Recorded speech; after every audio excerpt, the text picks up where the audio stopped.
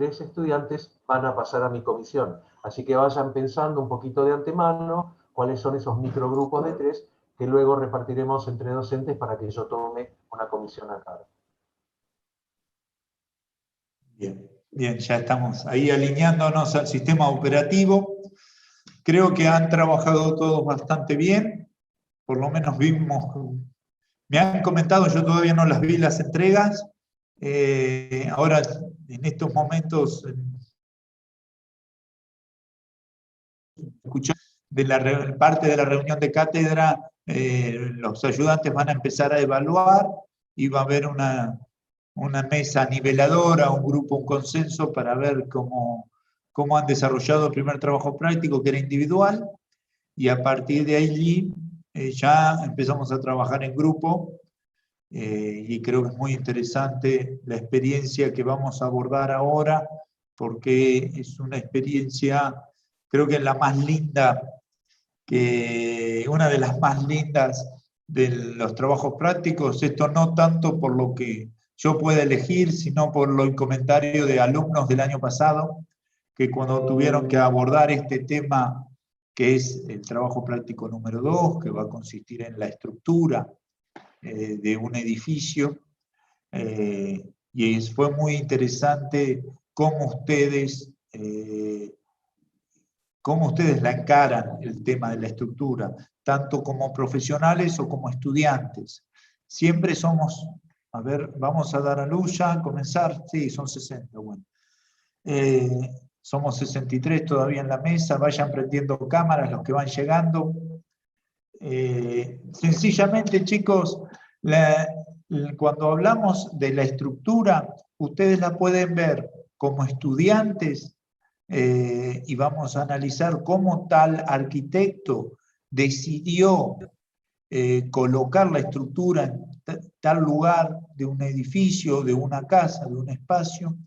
Por otro lado, van a tener que ustedes definir cómo va a ser esta estructura cuando tengan que proyectar, pero para todo ello tienen que por lo menos conocer qué significa estructura, qué significa, más allá de ser el nombre de una de las materias que se subdivide en 4 años de esta carrera, que antiguamente Vitruvio lo llamaba como firmitas, que lo más interesante, no es lo más interesante, sino el leitmotiv de esa palabra demuestra cómo contener a la gravedad o vencer a la gravedad para que nuestros edificios no se nos caigan.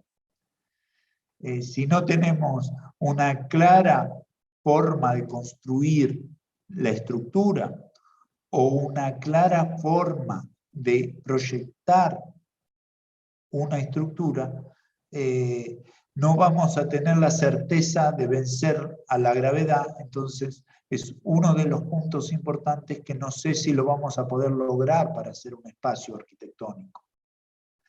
Si recordamos que lo que decíamos, que como el leitmotiv, un espacio arquitectónico está construido en 3 elementos, uno de ellos es el observador. Si no hay personas, no hay espacio. Si no hay observador, no hay espacio. Una vez que ustedes ubican el observador, sean ustedes, sea vuestra memoria, o el cliente a quien le dirigen la obra, o la ciudad, si es una respuesta urbana, que cada individuo tiene un peso cultural y tiene una condición que es un resumen de mucha información, es decir, el observador. Por otro lado, es la luz. Un espacio sin luz no tiene fin. Entonces no podemos definir que haya espacio, es un espacio ilimitado, porque no hay luz como reconocimiento. Y nosotros en la materia, el tercer elemento importantísimo es el límite para definir un espacio.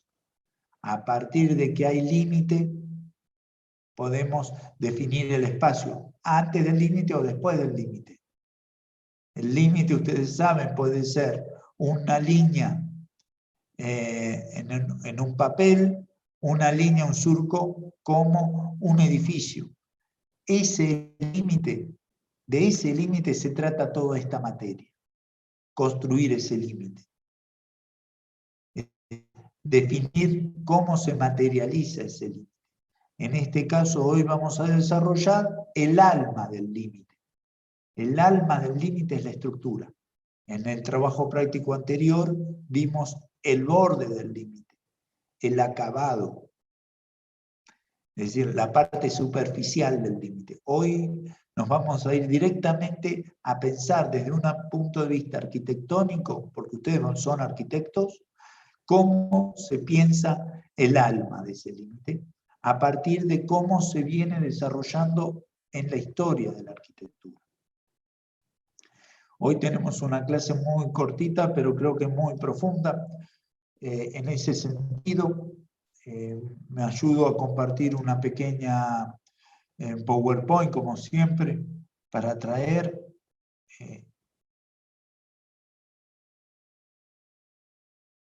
A ver, en sí vamos a hablar Construcciones 2, como estamos siempre, nuestro lugar de discusión o debate. Para ello vamos a trabajar la estructura, tipología y materiales. De aquí, ahí está. Cuando hablamos de edificios de altura, ¿de qué traen? Cuando yo les pregunto, ¿qué conocen ustedes de edificios en altura? ¿Qué me pueden contestar? ¿Algún edificio del periodo gótico? ¿Eso es lo primero que te trae porque viste la foto o porque sabés que son muy altos? ¿Qué te parece? ¿Quién contestó? Un poco de los dos. Acá, Joaquín. Joaquín, muy bien. Un poco de los dos. A ver, otra propuesta. A mí se me ocurren los rascacielos, los edificios rascacielos. Bueno, sí. ¿Y qué tienen en común? El gótico con el rascacielos, para que en el aula los dos haya dos ideas que estimulen que un edificio en altura se llame, pueda ser tanto una catedral gótica como un edificio en construcción. ¿Qué tienen en común? ¿Qué les parece? Que tiendan hacia... que tiendan hacia el cielo, que busquen esas formas de torres hacia arriba. Sí. No sabría cómo explicarlo. O sea, el predominio de la verticalidad, digamos. Bien, eso es importante, empezar a decirlo para encontrar la palabra precisa. Tanto las dos propuestas tratan de elevar la construcción hacia la verticalidad. Y eso se configura como los edificios más importantes, edificios en altura, podemos tomar la Catedral de Colonia, que tiene 157 metros de altura. Es aproximadamente, si lo dividimos un promedio de 3, serían 52 plantas actuales. Como para que tomen referencia, no hay ningún edificio en Bahía que llegue a la mitad de esa altura. Imagínense cómo cambiaría el paisaje de nuestra ciudad con un edificio así. Entonces, tanto la catedral como los edificios en altura, como decías, Charo, los dos han tenido en cuenta algo para poder elevarse. Y para poder elevarse hay algo muy importante. ¿Qué puede ser? ¿Qué tienen en común? A ver, hay más personas acá. ¿Quién más me puede contar? Y la estructura necesaria, el sostén para lograr esa elevación. Muy bien. Y hay otra cosita que tienen en común estos edificios así. ¿Cómo se pueden ejecutar? Ustedes que están viendo algo de cálculo. Cuando se calcula una columna, ¿qué le piden a la columna?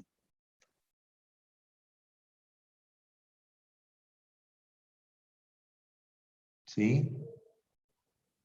¿Se acuerdan?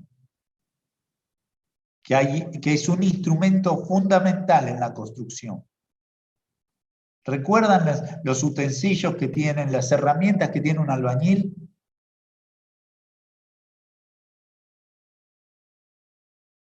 Le doy otra pista. ¿Qué tiene un albañil para garantizar la verticalidad?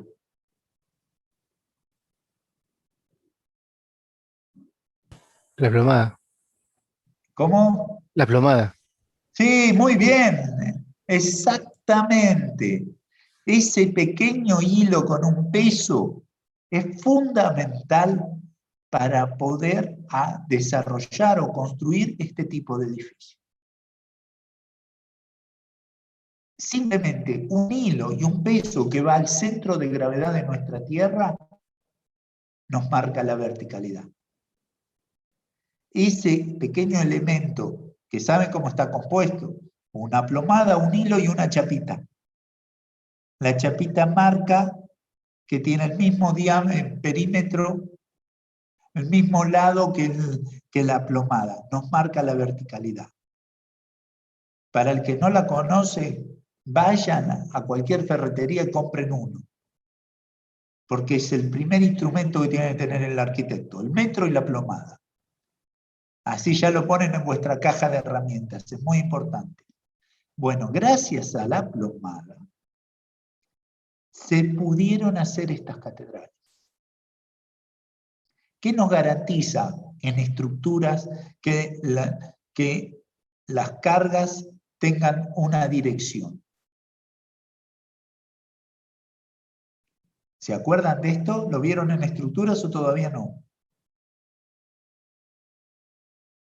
A ver, vamos, chicos. No me hagan pasar lista. Cuéntenme ustedes.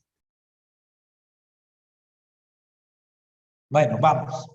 Tobías, Mayra, Martínez, Redel, Sol, Tadeo, vamos. Sol, Martina, ¿dónde están? Mercedes, ¿te parece bien la plomada? Ayelén, Nico, Agus, ¿qué me cuentan? Antonella, Denise. Vamos, chicos, ¿qué puede ser? Que para que la plomada nos permita hacer esto, hace 400 años. Bueno, la plomada nos permitió estudiar para llegar a hacer estos edificios en altura. Hoy nos vamos a generar como estos edificios que se les llama nominalmente los rascacielos. Pero, ¿qué es lo que los ejecuta? ¿Qué es lo que los genera?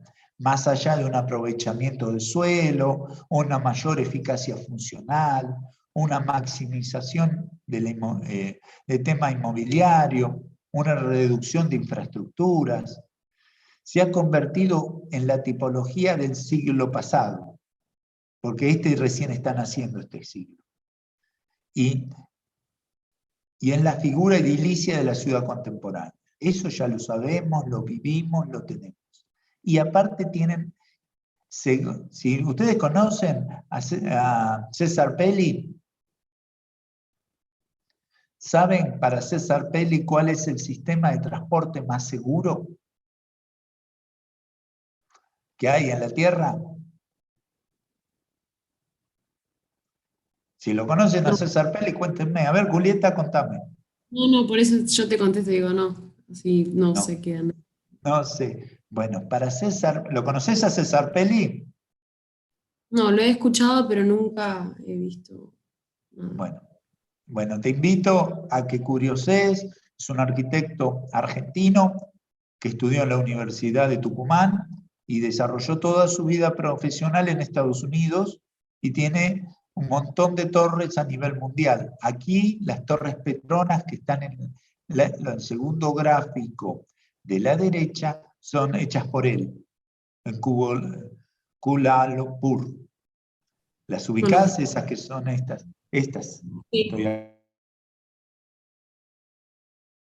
Yo ahora lo descategoricé.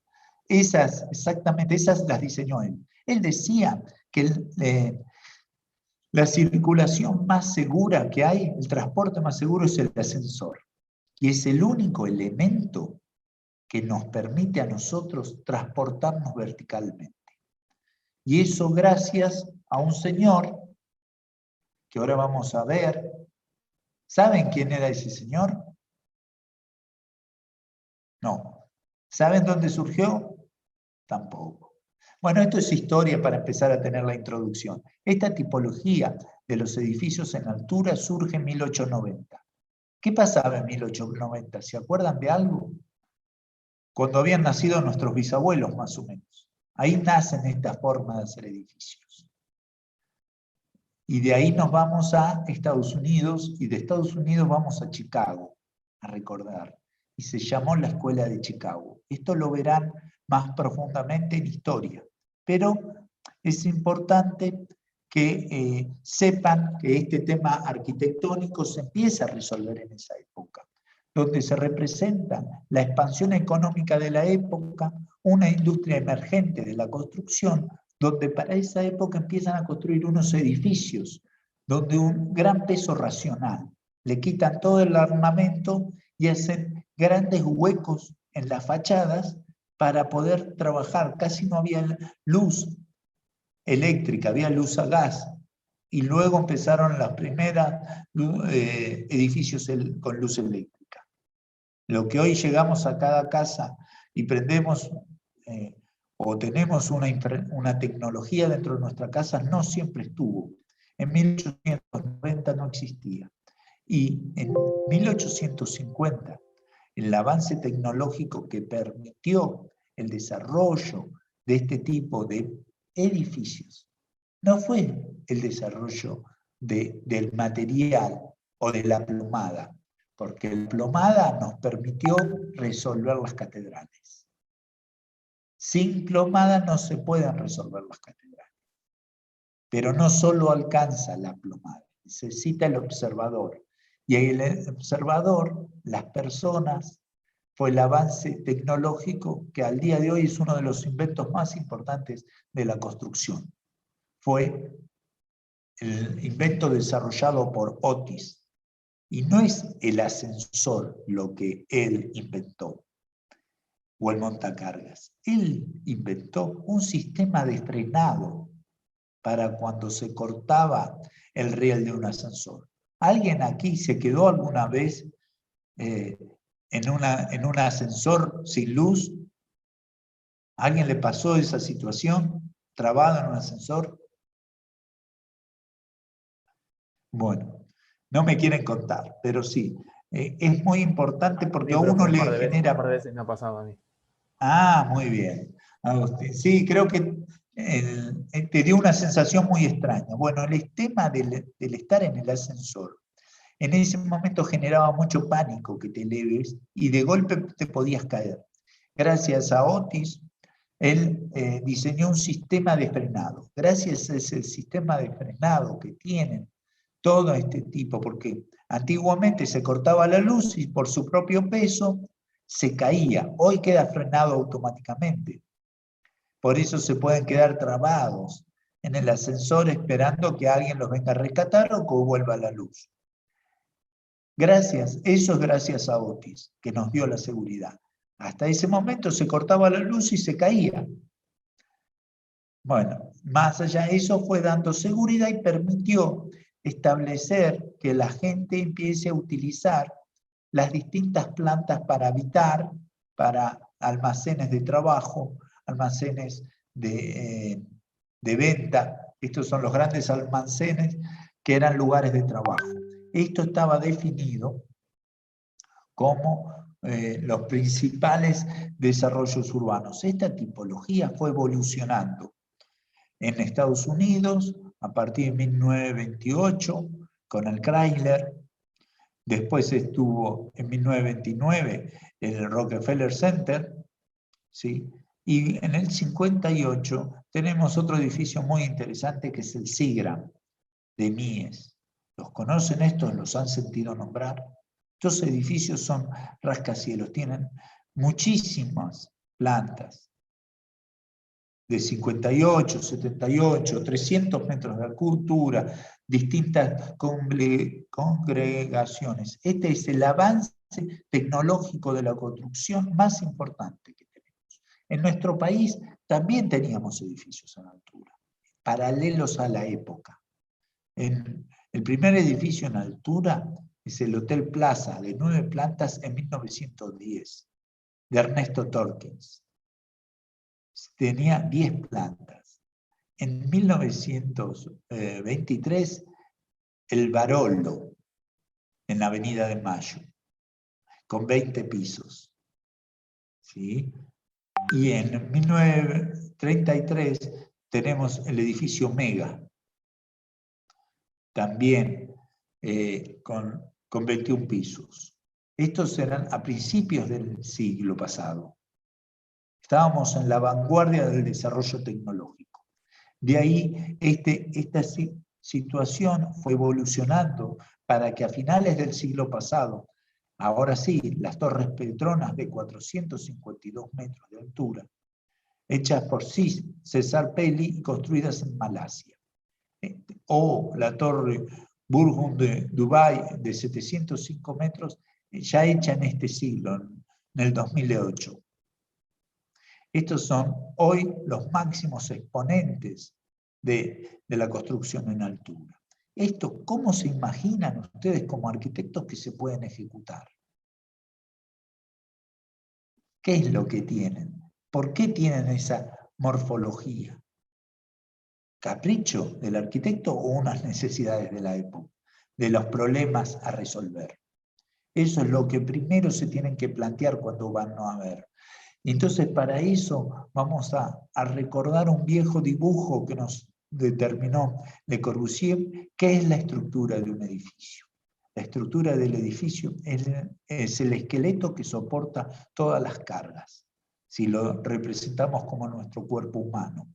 Las cargas son todos aquellos factores que inciden sobre el edificio o sobre nuestro cuerpo, ya sean las cargas del propio peso como las cargas y los usos que alberga, como también aquellos fenómenos externos, como el viento, la nieve o incluso los movimientos sísmicos habituales en algunas regiones del planeta.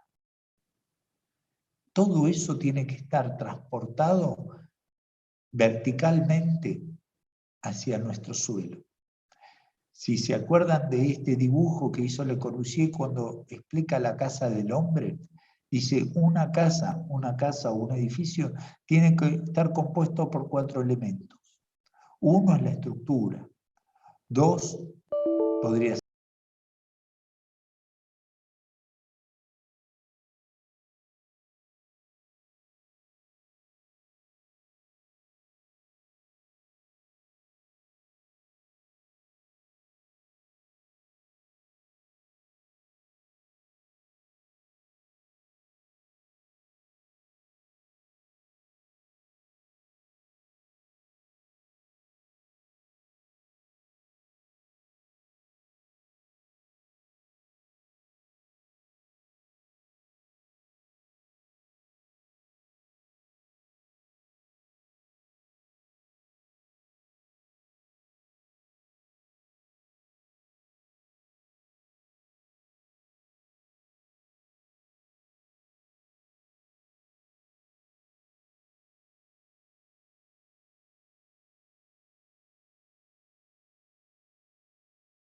pueden reconocer, ¿sí? Pueden reconocer qué diferencia hay entre un pórtico y un apoyo de viga.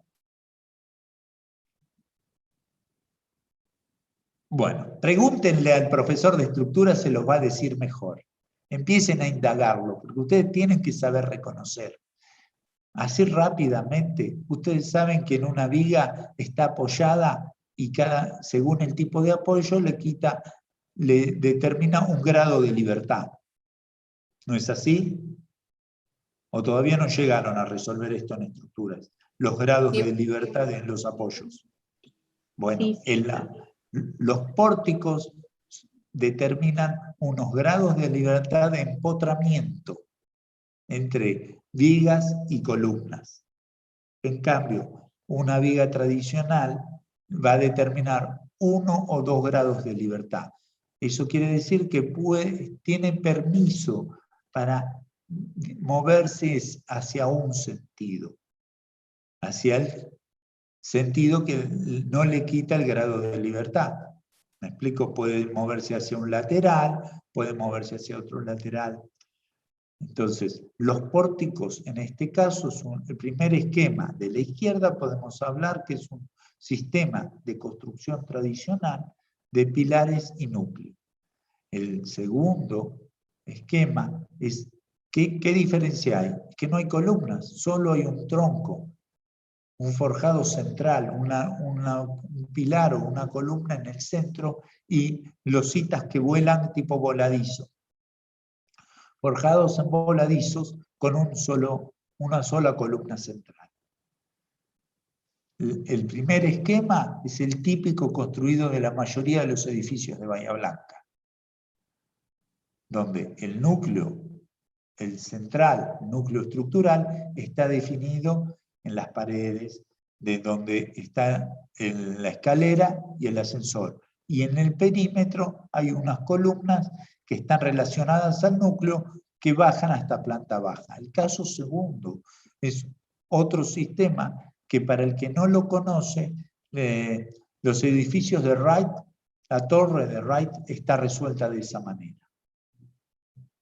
Mañana pueden googlear, o en un ratito, en los 2 edificios que proyectó pero no pudo construir Wright, estaban construidos con ese esquema de árbol. Un tronco central con planos horizontales en voladizo. De la misma manera, el forjado en voladizos es el caso 3, donde hay un núcleo central y en vez de decir que hay cada planta en voladizo funciona independientemente, aquí hay plantas relacionadas con la inferior y plantas totalmente libres. Eso permite que va a haber espacios alternados con estructura y espacios alternados sin estructura. Es siempre definiendo las necesidades del usuario. Las necesidades tanto del cliente como las necesidades proyectuales de vosotros. Cuando ustedes diseñen, ¿qué quieren diseñar? No solo la morfología externa, sino la forma que le dan al interior o la sensación que le quieren transmitir a una persona cuando lo utiliza, o por condiciones de uso. Otro esquema es un gran emparrillado, donde hay nuevamente una columna central de hormigón, todas columnas aporticadas, y cuando va a llegar a la planta baja queda una planta baja libre. Estoy hablando del esquema 3. Estamos hablando de este esquema. Que ese esquema es, por condiciones de proyecto, dejan la planta libre, la planta baja o planta baja más primera libre, y arriba es un edificio tradicional. Eso es un esquema, que es muy interesante, que va a cambiar, donde es un pórtico y se va a apoyar todo en esta viga, que generalmente se le puede definir como viga Vierendel, en voladizo, porque es una variación de una gran celosía. Por otro lado, está este esquema donde se resuelve un sistema colgado. ¿Por qué? Porque es un gran núcleo, en este caso central, donde se determina que aquí hay una gran viga donde cuelga todos los otros columnas que trabajan a la tracción. Ustedes saben que en la construcción hay 2 tipos de fuerzas a las que tiene que estar sometido una pieza, un elemento constructivo. A la compresión pura y a la tracción. Y las piezas que tienen doble se llaman piezas que están sometidas a la flexocompresión, que es cualquier viga. Cualquier viga, cuando le ponemos una carga, está sometida a la flexocompresión. Esto está definido a partir de entender que las partículas Una viga que si ustedes toman una hoja de papel y le ponen una carga, van a ver que se dobla. Al doblarse, vamos a identificar, ¿sí?, por su propio peso, que las partículas, la parte superior de la hoja de papel empieza a estirarse y la parte inferior empieza a comprimirse. Eso significa que ese trocito de papel está sometido a la flexocompresión. Ese fenómeno de flexocompresión lo podemos ver pura y exclusivamente en las vigas, donde la parte superior cuando lo sometemos a una carga simplemente apoyada, la parte superior puede comprimir y la parte inferior va a traccionar. Esto lo charlaremos y vamos a profundizar paso a paso cuando entramos en el nuevo material del siglo pasado, que es el hormigón y el hormigón armado. Y por último, es un sistema combinado, ¿sí?, de columna central y pórticos, con una viga Vierendal de arriba que cuelga. De esto, esta variación de sistemas para generar las torres son sistemas sistemas tradicionales para elevar una altura. De esta manera,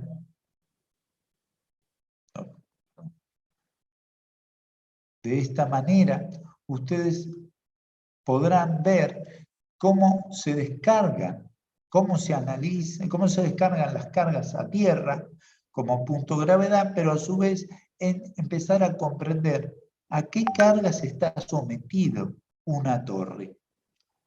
Es decir, por un lado, todo el caso, las relaciones estructurales entre la torre van a estar referidas entre pilares y núcleo. Son los dos elementos que tenemos en las construcciones en altura para descargar los esfuerzos a tierra.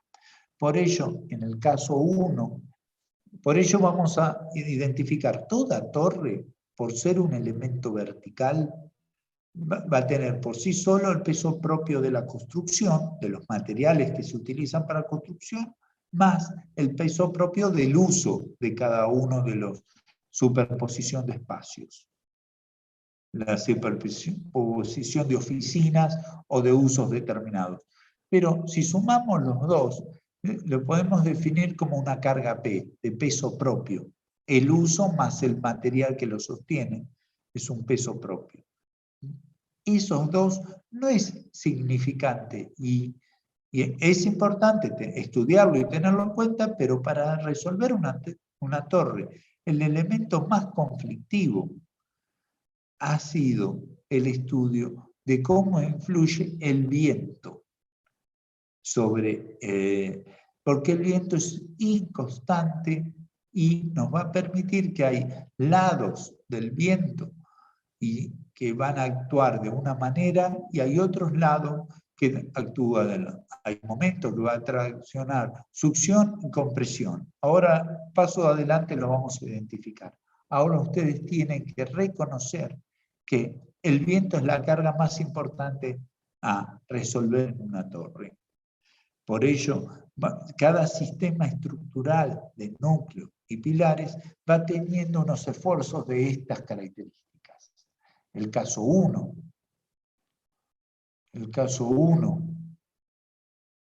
se resuelve así cuando está distribuida la carga del núcleo con las cargas que van a los pilares. En el caso 2 solo está sobre pilares y acá vemos que la carga que tiene que estar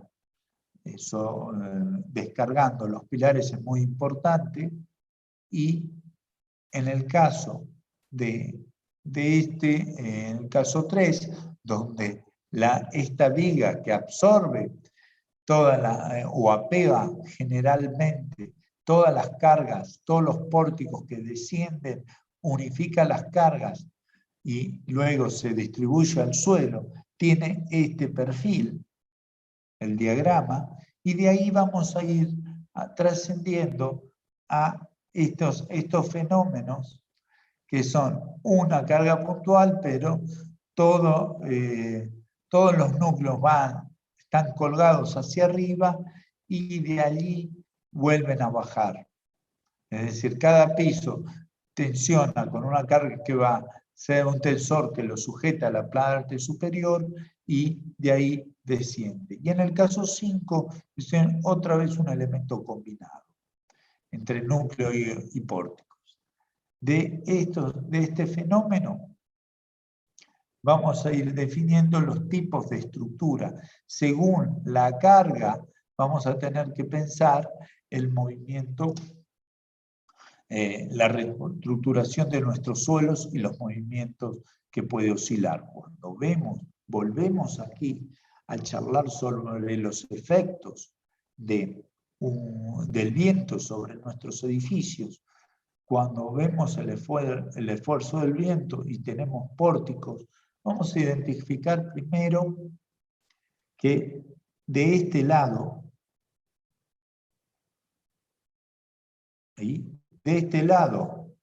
va a accionar de una manera y de este lado va a accionar de la otra manera. ¿A qué quiere decir? Que acá las partes que están sobre la fachada van a actuar a la compresión y en este lado posterior, succión, van a trabajar a la tracción. Esto es muy interesante cuando es un pórtico. A tener en cuenta, hoy solo es a tener en cuenta cómo accionan las cargas de un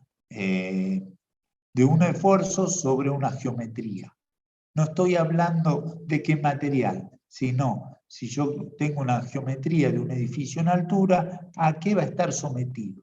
No sé cuánto va a ser el peso, pero sí sé que va a estar sometido a este tipo de esfuerzos. Por otro lado, si esto lo resolvemos con un muro en forma de pantalla, va a ser casi al revés, porque va a traccionar en este lado y va a comprimir en el otro. Estos son los conceptos básicos y va a variar según el sistema de apoyo, la diferencia entre este apoyo de pantalla y este apoyo aporticado.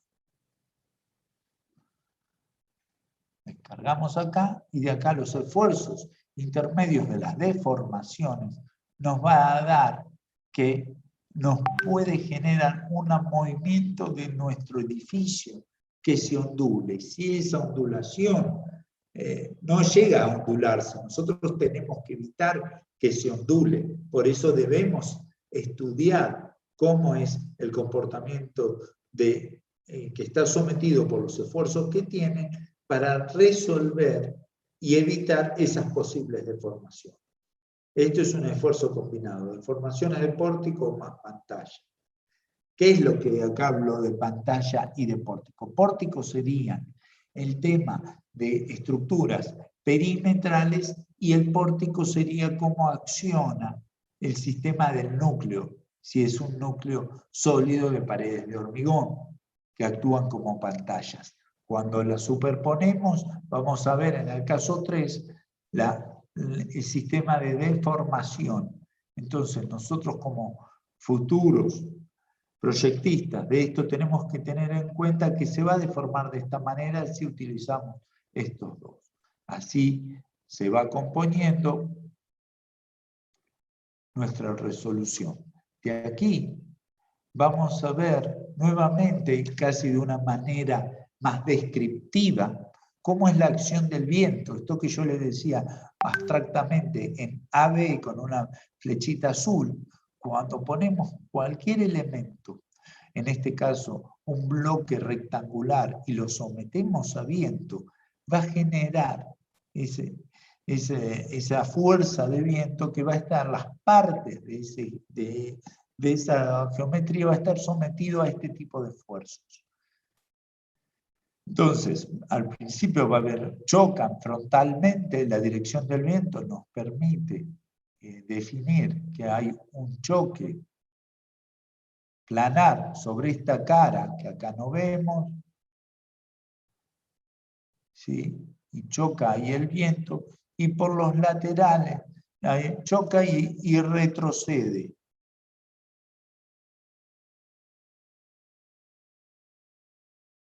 y por los laterales empieza a haber unas turbulencias laterales que hacen esta figura de dibujo. ¿Me siguen? Así vamos a ver la importancia de cómo se va a anclar estos lados de nuestra geometría y a qué esfuerzos va a estar sometido, en especial las fachadas o la propia estructura, que va a sujetar cómo se está sujetando la tensión. Si nosotros comprendemos que en la parte posterior a nuestra influencia del viento hay una fuerza de succión, que el viento empieza a ser así como remolinos, vamos a definir que esto va a ser con una tensión de desplazamiento. De esta manera son turbulencias traseras, turbulencias laterales, tiene una nomenclatura para definir cómo acciona sobre los lados de nuestra geometría. Esto es pura y exclusivamente las definiciones de los esfuerzos. Para ello tenemos distintos sistemas de rigidización para vencer a los agentes externos, tanto la gravedad, el propio peso, como la estructura del edificio. Para esto tenemos dos tipos de sistemas de rigidización. Los bidimensionales, que son pórticos y pantallas, o pórticos más pantallas, o pantallas acopladas, que esto me estoy refiriendo a esta sucesión de elementos que están hasta aquí, digamos, porque eso es para una construcción tradicional, de 8, 12 plantas, hasta 20 plantas, y ya sale antieconómico, por condición de forma, no por condiciones externas. Toda la mayoría de nuestras ciudades, o nuestra mano de obra tradicional, está sometida o estudiada a partir de este tipo de resoluciones técnicas, que son bidimensionales. En cambio, para si nosotros queremos abordar problemas de edificios de gran altura, de más de 20 plantas en adelante, se han estudiado otro tipo de estructuras para poder lograr la estabilidad, que es las estructuras tridimensionales, que ya empieza a trabajar por tubo. Bidimensional es un simple papel, un plano, que cuando lo sometemos a cargas se pliega. Cuando hablamos de tridimensional es cuando este papel lo empezamos a plegar en distintos pliegues, nos va a dar otro tipo de resistencia. Miren, simplemente hice 2 pliegues y ya se sujeta verticalmente este objeto. Esto es una estructura tridimensional.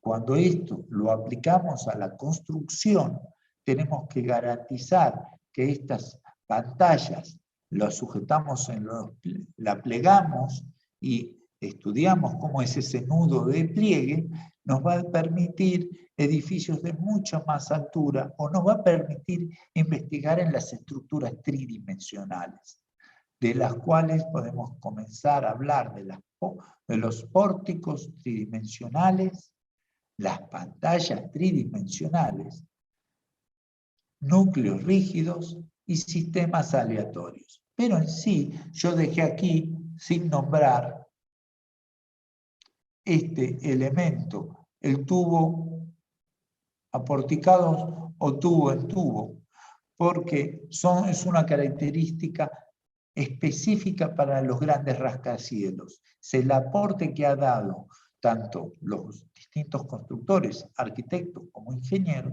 para resolver los problemas de la altura. A mayor altura se intenta resolver mejor, con mayor eficacia, el tema de las alturas. Cuando decimos tubo sobre tubo, nos referimos a tubos aporticados, es tratar de crear los pliegues, tantos pliegues para que rodeen la superficie y tubo sobre tubo es un tubo que está en el interior del edificio para transportar, en este caso pueden ser los núcleos de servicio, y por otro lado el tubo de fachada, el comportamiento de estructura en fachada.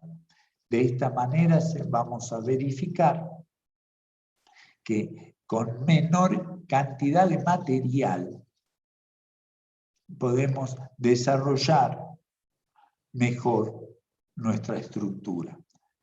Entonces, es así, bueno, perdón, venimos aquí. Con este esquema tubo sobre tubo va a ser uno de los grandes secretos que nos trajo la tecnología del siglo pasado. Luego hay otro tema muy importante, que todas estas cargas sometidas, tanto por el viento como el peso propio, cuando llegan al cero, cuando se apoyan sobre la tierra, van a necesitar una respuesta inmediata de la misma carga que el peso que traen, que es todo lo definido a las bases o fundaciones. Si la fundación tiene que soportar la misma carga que la que trae como mínimo para garantizar que aquí se logra la estabilidad, donde estas cargas, según el tipo de suelo, nos va a dar un tipo de influencia de estas características. Ustedes saben o han dibujado en algún momento una columna, va a llegar al suelo con un enano, que es un recrecimiento del ancho de la columna para luego proyectarse en una zapata troncocónica o cónica. Es decir, que en concepto la podemos estudiar como estos dibujitos de acá abajo, conceptualmente, pero la idea constructiva es en sí la forma cónica, que este tipo de bases empiezan a trabajar de esta manera. Y si no se resuelven de esa manera, viene a raíz de que las cargas se van a transportar. La carga que viene vertical se va a transportar en este sentido, según la carga y la resistencia que se deposita. A mayor superficie, bueno, a mayor resistencia de suelo, menor superficie de base. Ustedes saben, por definiciones que lo han visto el año pasado en Construcciones 1, que han tenido que hay distintos tipos de suelo, y cada tipo de suelo nos va a definir un tipo de resistencia. Esas resistencias, según la composición de suelo, nos va a definir el ancho o el tamaño de nuestras zapatas. Aquí hay un claro ejemplo de diagrama de presión sobre suelos granulares, sobre suelos cohesivos y sobre bases rígidas sobre suelos rígidos. Esa es la influencia del suelo. Para cómo es la influencia de nuestro suelo nos va a definir el desarrollo de nuestra zapata, la forma en sí. Es aquí. Bueno, es aquí que doy por definido la primera parte, y ahora vamos a pasar a unas tipologías de edificios en altura desarrollados en Argentina, como los primeros edificios en sí para hacer construcciones en altura. En Argentina tenemos distintos tipos de materiales. Uno de los primeros edificios en altura construido en hormigón es el edificio Estuario en 1979, es un edificio en hormigón armado del estudio Baudisone, Varas, Lester, de los cuales son los profesores de la Universidad de la UBA, no sé si todavía están dando clase, donde en este proyecto del Banco Río definen el articulado interior de pórticos lo muestran en fachada y les sirve como parasoles para contener la fachada. Por otro lado, vamos a ver que esta estructura aporticada de hormigón se proyecta y colabora para controlar el sol en las fachadas, y así podemos ver losas alivianadas, casetonados en hormigón, donde la relación del hormigón y vidrio nos lleva adelante a este tipo de proyectos. Por otro lado, aquí vamos a identificar, como para resumir, que las ventajas del hormigón armado es el tipo estructural más difundido por barras, entramados, barras, nudos, rígidos e industrializados. Todo está construido in situ. Ofrece su rigidez y un óptimo comportamiento frente a los agentes atmosféricos y al fuego. La estructura normal de hormigón armado está compuesta por barras que unen entre sí ortogonalmente. Los esfuerzos del acero en el hormigón armado otorgan elasticidad, ya que el hormigón es un material que se quiebra por su fragilidad a la tracción. Ya la clase próxima vamos a ver pura y exclusivamente el hormigón armado, cómo es su composición química y cuáles son las variaciones de uso que podemos determinar en arquitectura. Por otro lado, las desventajas son estructuras que requieren ejecución en plazos largos, pues el hormigón necesita un fragüe. Fragüe se le define al tiempo de secado en obra, lo cual condiciona la velocidad de la obra. Cuando la obra se realiza en terrenos deficientes, con grandes posibilidades de acusaciones o asentamientos o sismos, esto es una gran desventaja porque al ser un material rígido se fractura o no soporta esos movimientos laterales. Necesitará ser tenido en cuenta con algunos elementos para condicionantes sísmicas, que lo veremos más adelante. Los cambios sobre las cargas no soporta cambios de uso o de cargas, porque ustedes calculan la estructura del hormigón con una carga determinada. Si por algún factor ustedes cambian la carga en algún piso, puede llegar a fisurarse o a resentirse la estructura.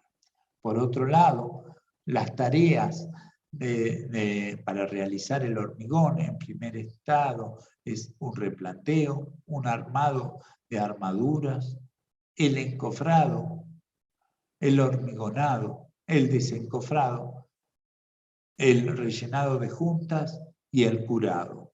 Estos son los pasos para tener un buen hormigón. Para ello podemos tener en cuenta el control cuando se utilizan encofrados de madera. Siempre se deben humectar para realizar un hormigonado. Previamente se confeccionará en un plano de trabajo donde se deberán considerar las deformaciones previsibles en los encofrados.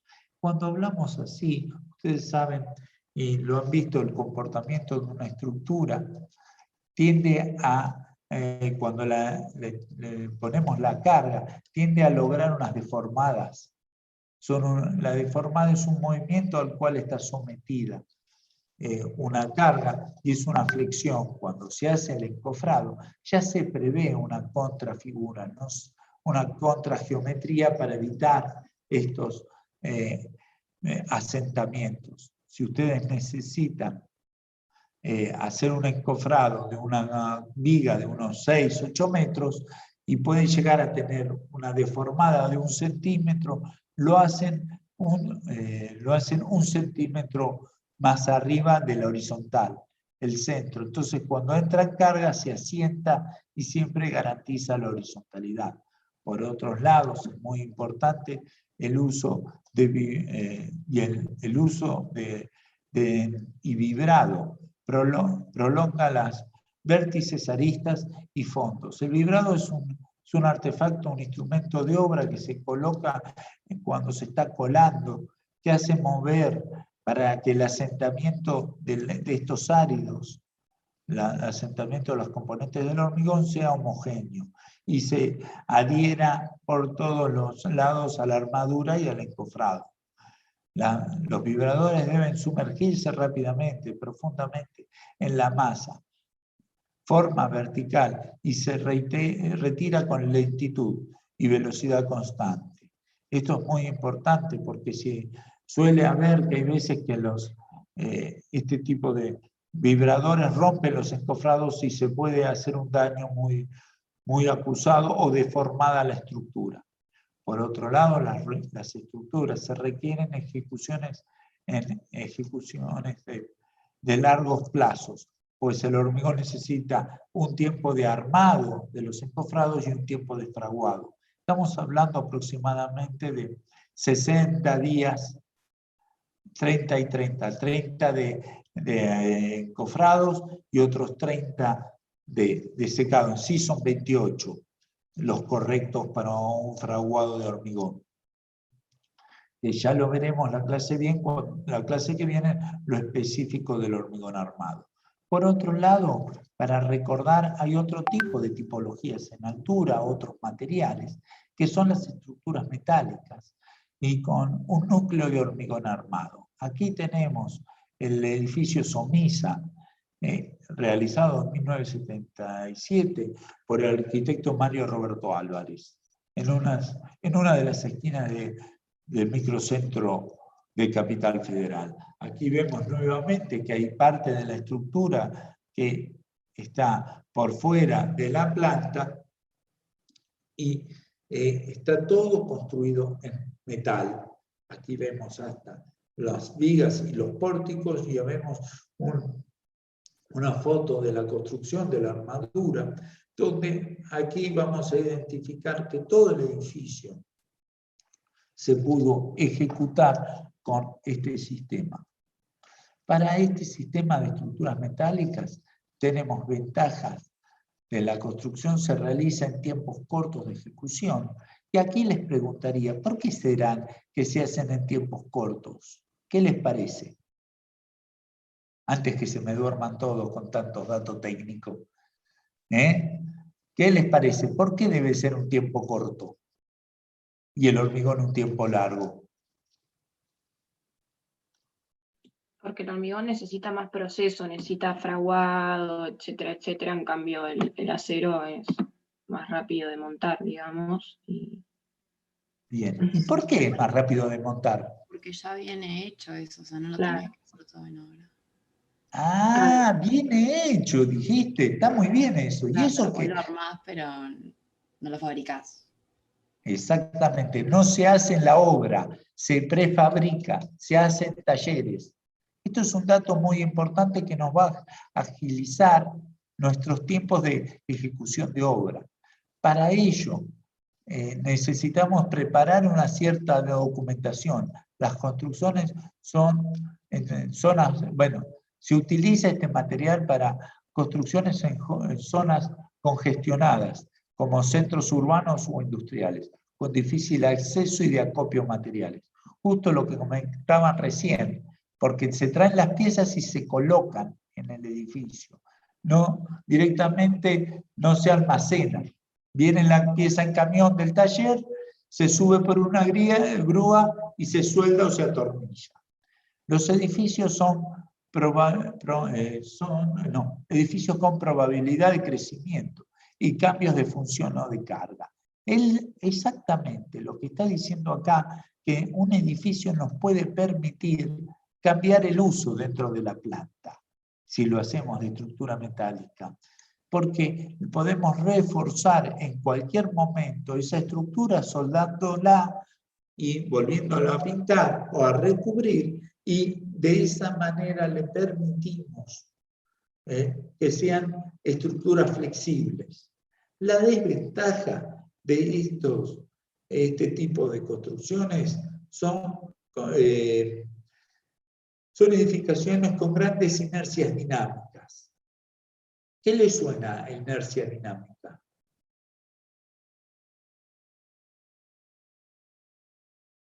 ¿No le suena nada? Que la estructura se mueve mucho, no entiendo. O sea, me suena Bueno, eso. por ahí está cerca. A ver quién me está contando que yo hoy no lo estaba escuchando.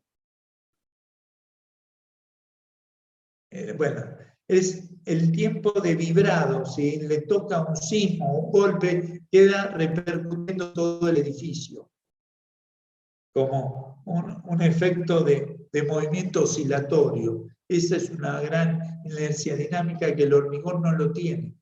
Eso puede ser que lo pueda generar los edificios ubicados en zonas atmosféricas agresivas, como marinas o centros industriales.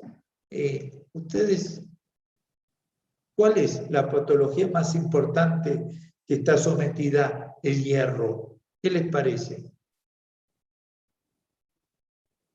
¿A que se oxide puede ser?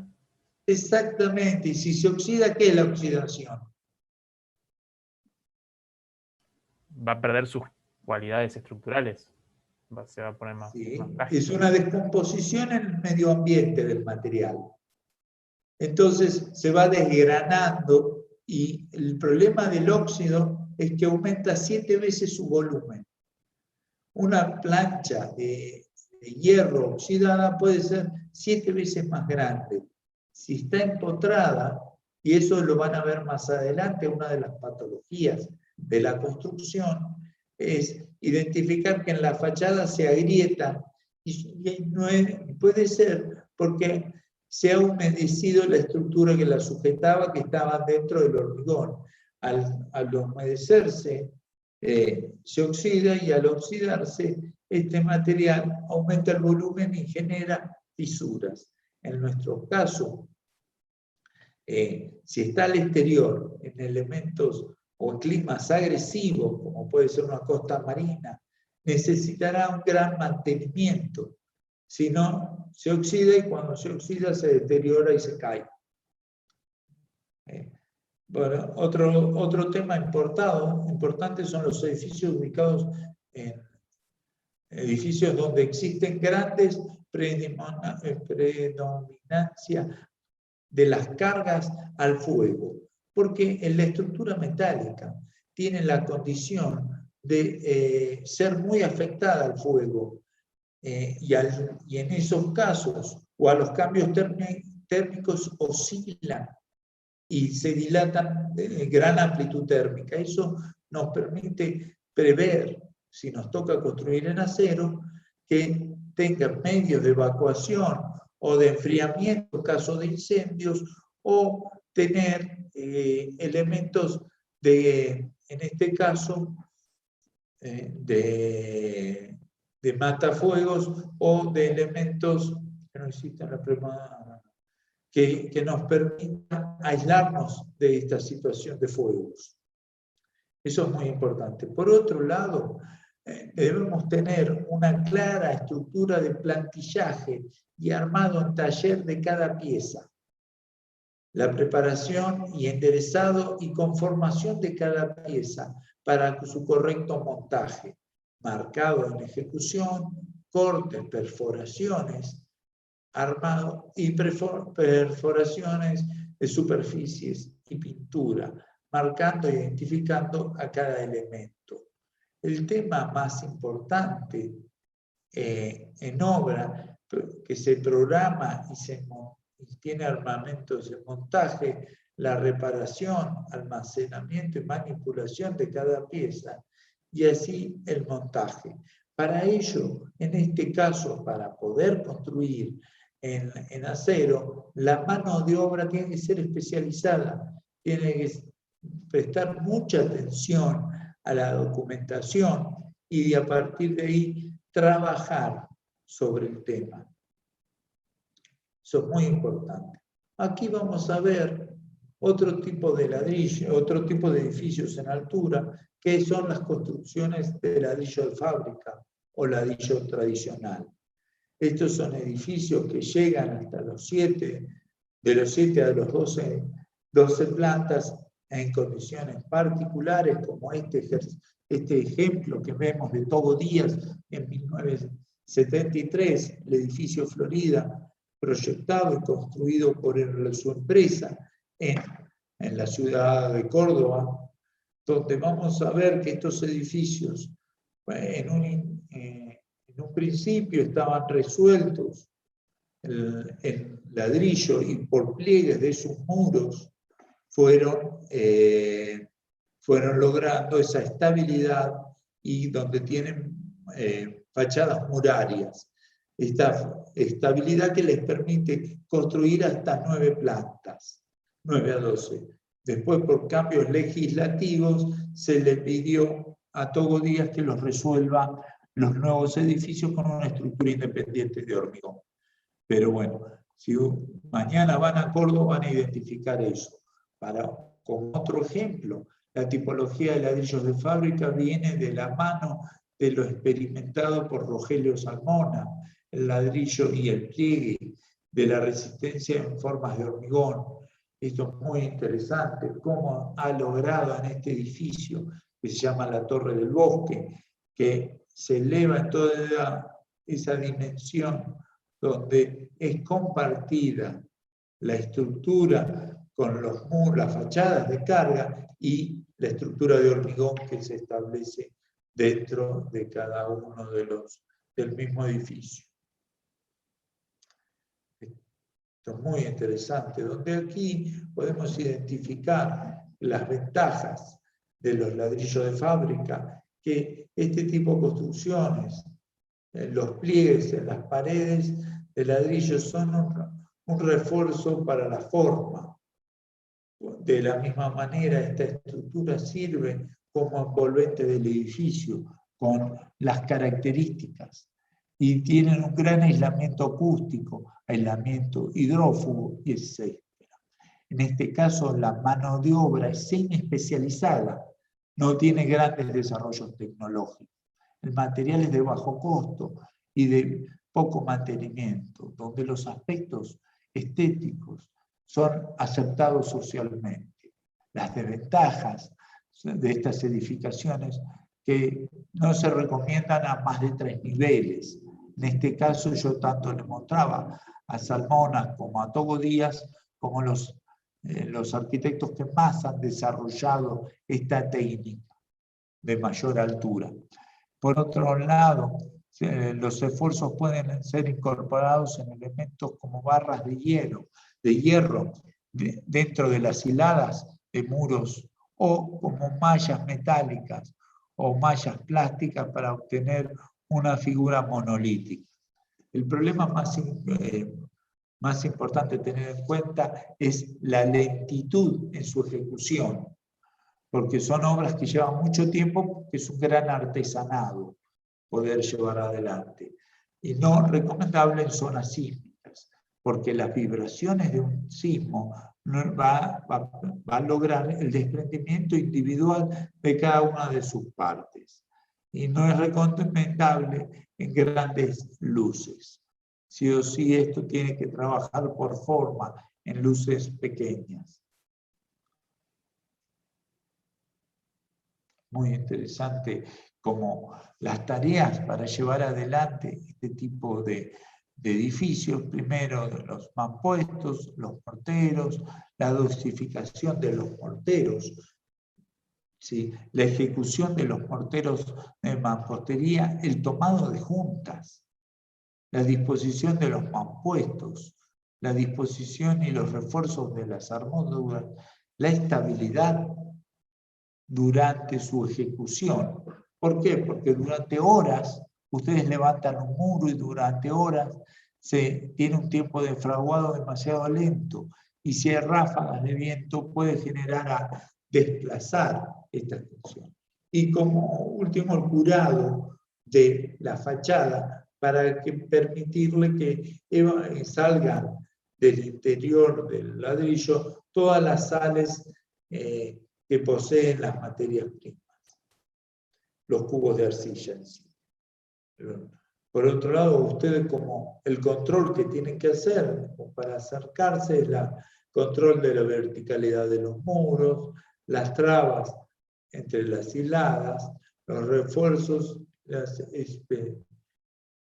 estepas las estepas en altura, es decir, las ráfagas de viento durante el fraguado, y evitar los trabajos a menores de 5 grados o mayores a 30 grados. Esto genera que los materiales, los morteros que adhieren las partes se llegan a quemar cuando superan o se reducen esos índices de temperatura. Perdón. Por otro lado, y aquí vamos a mostrarle un nuevo material a tener en cuenta para los edificios en altura, que es este edificio que lo vemos, tanto un edificio en Londres como un edificio en Noruega, donde son edificios en altura completamente resueltos en madera contralaminar. Este sistema madera contralaminar es un sistema de madera de distintas marcas comerciales. Aquí traje el catálogo de las maderas contralaminado de abeto rojo, del sistema KLH, de origen de este sistema es en Austria, y por lo tanto también hay en zonas boscosas como la cordillera se están implementando sistemas similares en Chile. Son sistemas de madera contralaminada que nos permiten un gran ahorro energético, son todos muros portantes, livianos, de una rápida ejecución y un sistema sísmico. En este caso, vamos a ver que las ventajas de estos sistemas constructivos se realizan en tiempos muy cortos de ejecución, y las construcciones en zonas congestionadas como centros urbanos o industriales. En este caso sería muy similar al tema de las estructuras metálicas. La diferencia trae que de construir un edificio de estructura metálica uno va vigas, parte a parte, vigas, columnas, elemento a elemento. En este caso, por el tamaño del panel y lo livianos que son estas maderas contralaminadas, con una grúa pueden hasta desarrollar unos 22 metros a 30 metros cubiertos por día, por lámina.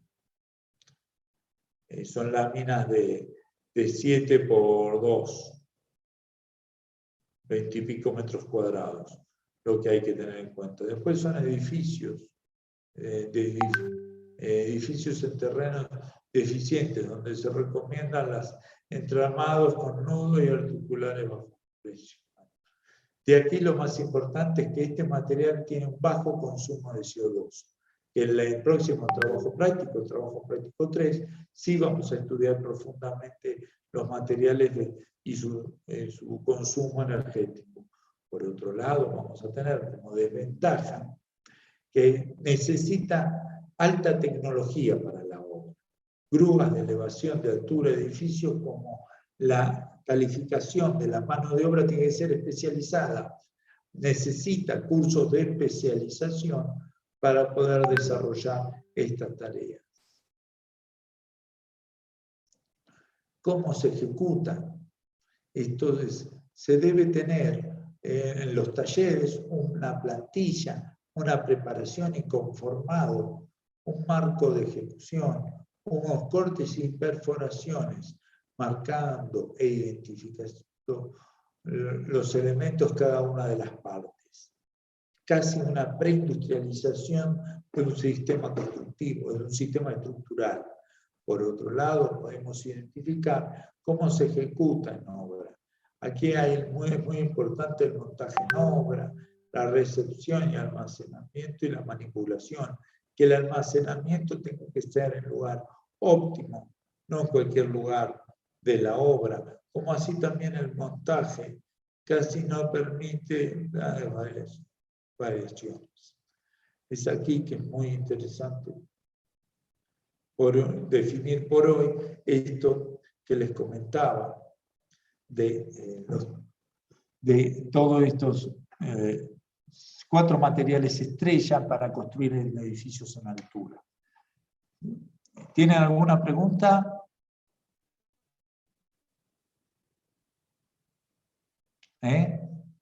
¿Se imaginaban que se podía construir en altura de esta manera?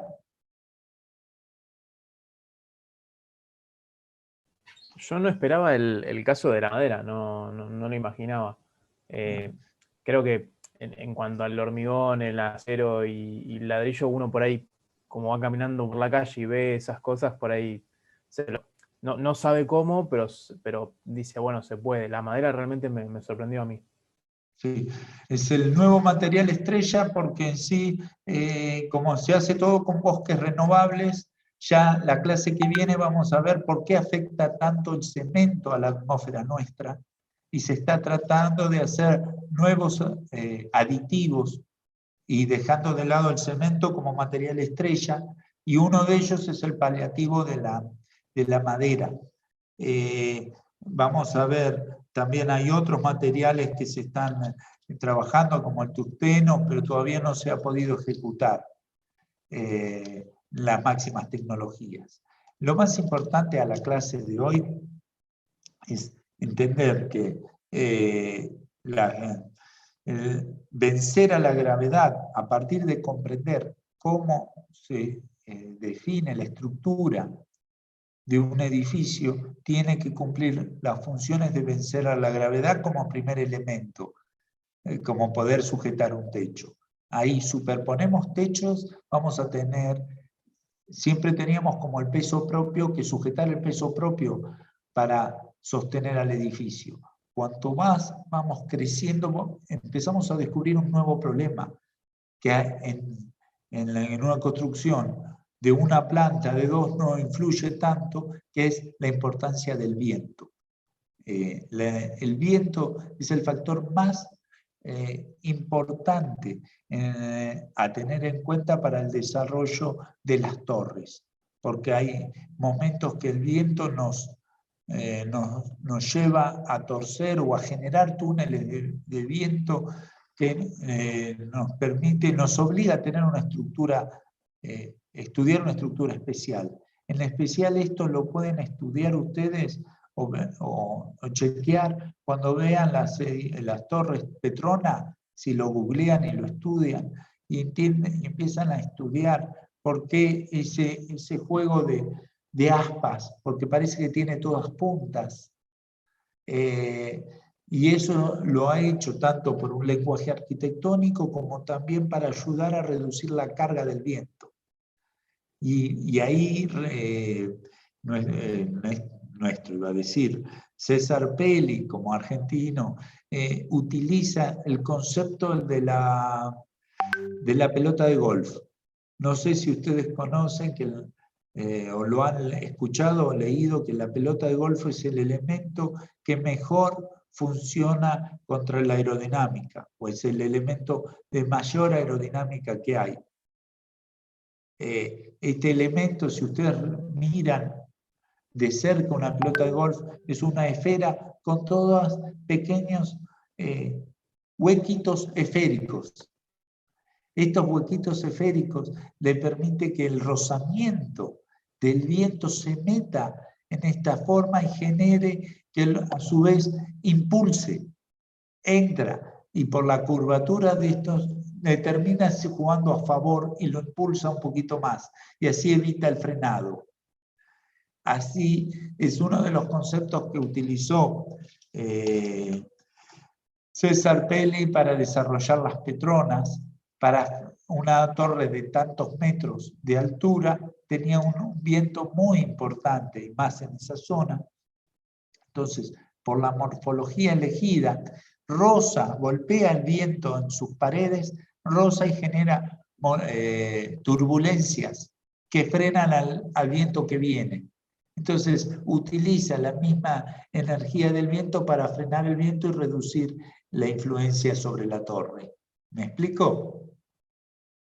Ese es el efecto que un arquitecto, al comprender el concepto del problema que tiene que desarrollar, piensa en el concepto, no piensa en la forma. Luego, lo que quiero decir, todo problema constructivo tiene un concepto de origen. Si ustedes atacan al concepto, van a poder, primero, ir a identificar cuál es la profundidad del concepto de desarrollar. Y una vez que ustedes ataquen sobre ese concepto, van a resolver de manera más eficaz y más económica. Por eso casi fui al origen, y en el próximo trabajo práctico, no, en el próximo, yo el trabajo práctico los voy a dar el jueves, me sale un acto fallido. Interesante lo que vamos a ver la clase que viene el martes, es el material estrella del siglo pasado, que es el clinker, que es la materia prima del hormigón. Cómo se fue generada, cómo surge y cómo es el desarrollo. Y por qué, cómo hay que trabajar el hormigón. Si tenemos claro esto, y ahí sí vuelvo a los conceptos que un día les pedí, que vamos a tener desarrollos. Hoy vimos todos desarrollos de física, cómo la influencia del viento acciona sobre nuestra forma a proyectar. Entonces, aquí no estoy tomando muchos elementos, nos afecta en la construcción, pero sí principios de física. La clase que viene vamos a hacer o anclarnos en efectos de químicos o comportamientos de la materia para desarrollar nuestros elementos constructivos. Y en sí es el hormigón. Hoy creo que lo interesante a la hora de ustedes proyectar es empezar a buscar y a descubrir por qué fueron resueltos así algunos elementos. Si quieren, los escucho si tienen alguna duda de la clase o alguna curiosidad sobre este tema.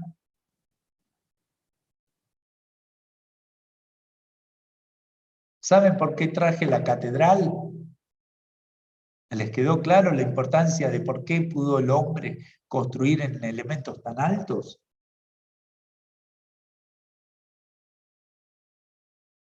Porque 157 metros es muy alto, y todo resuelto a la compresión, las cargas de una catedral. No hay nada que trabaje a la tracción. Esto lo han visto las catenarias, seguro, en estructuras 1. ¿Han visto estructuras 1 en las catenarias? Pídanle que le explique. La distribución de cargas las estamos viendo ahora de la estructura. Bueno, muy bien.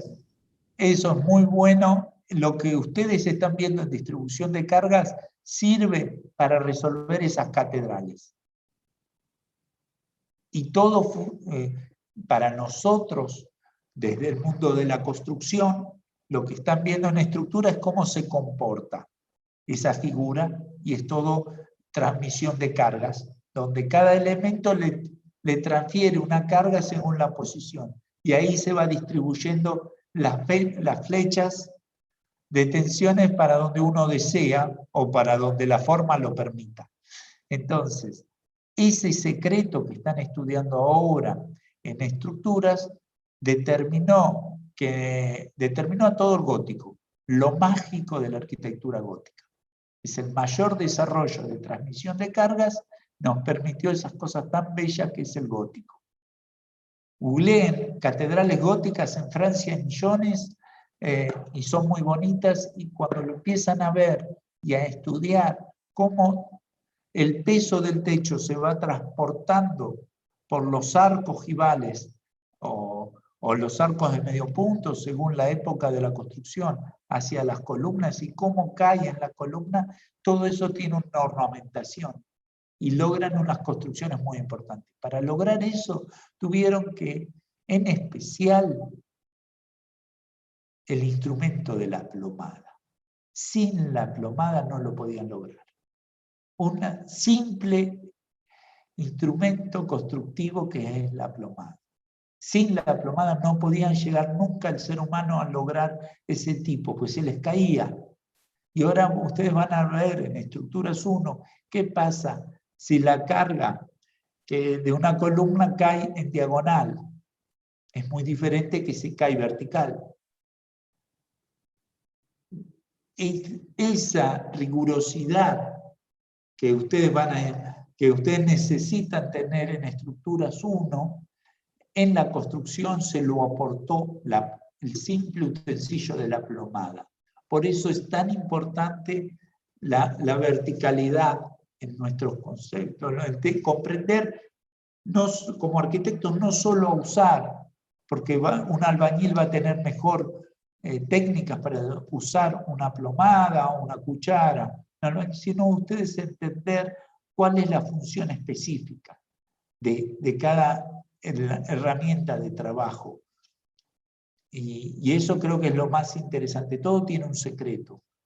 Por eso las herramientas van evolucionando según los avances tecnológicos. Pero la plomada nos aportó mucho en el siglo XIII, XIV, que es hasta el día de hoy nos está dando mucho para aportar.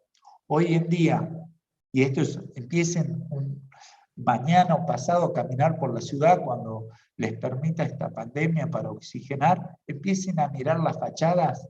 Si la fachada de cualquier edificio tiene manchas de humedad, es porque no está bien resuelta ese revoque, porque no está bien trabajado con su plomada. Porque si tiene manchas de humedad es porque se depositó el agua, no el agua corrió. ¿Me explico? Entonces ahí está mal resuelto.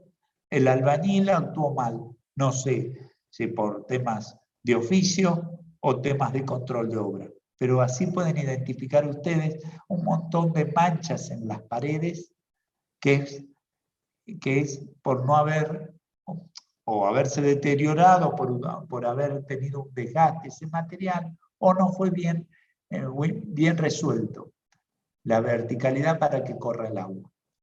Ese es el primer ejercicio, agudizar el ojo con la construcción que tenemos.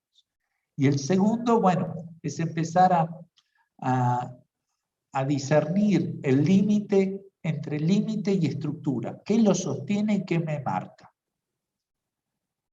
Eso creo que es el primer ejercicio para empezar a entrenarse de acá hasta el jueves. La mayoría entregó, ¿no? ¿Pudieron lograr un buen trabajo? ¿Están contentos con lo que lograron? Vamos, prendan las cámaras.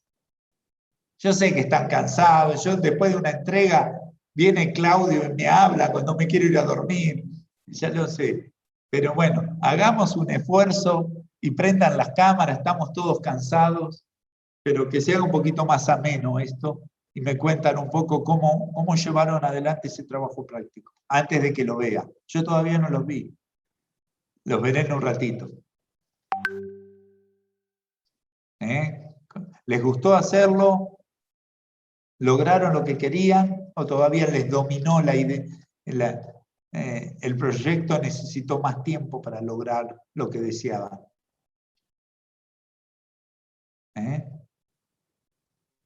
¿Les resultó difícil? Nadie habla. Vinieron todos, los ratones le comieron la lengua. ¿Qué pasó? ¿Con el cansancio no pueden hablar?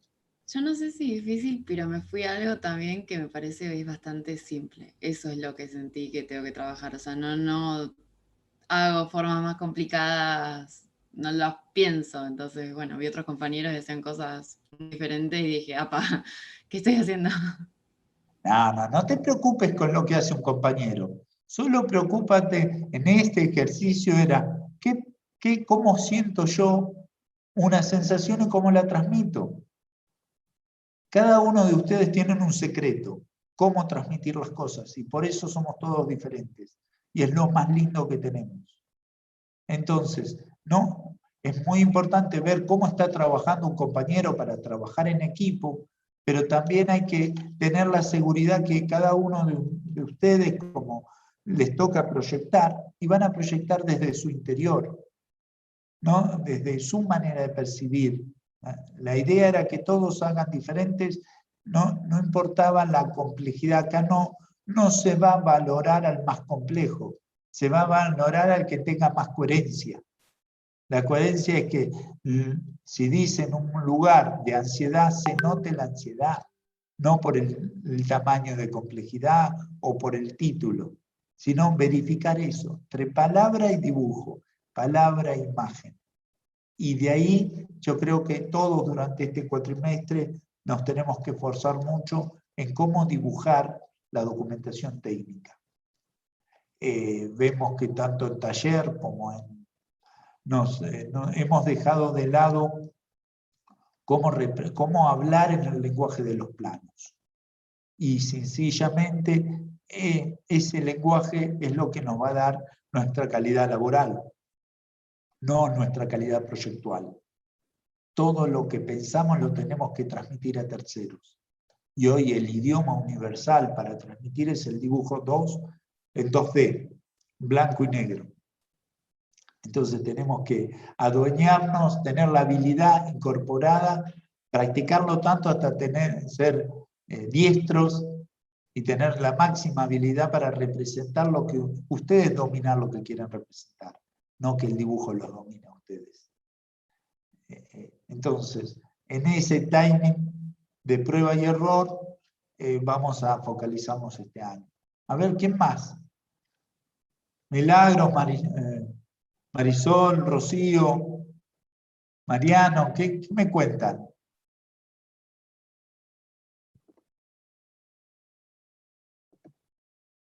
¿Alguna otra?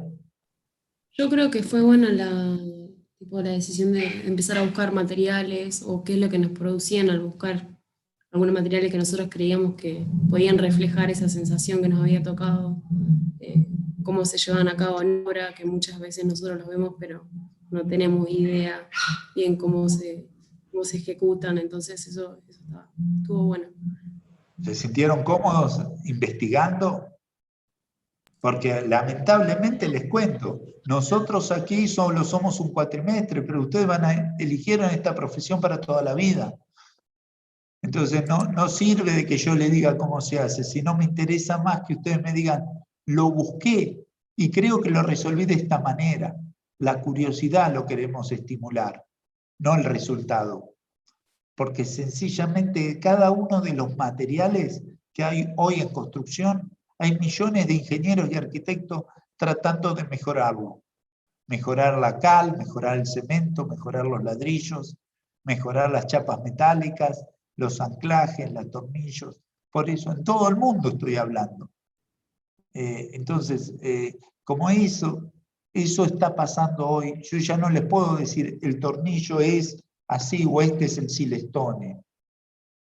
Este es el material silestone porque quizás dentro de 4 o 5 años ya no se trabaja más en silestone.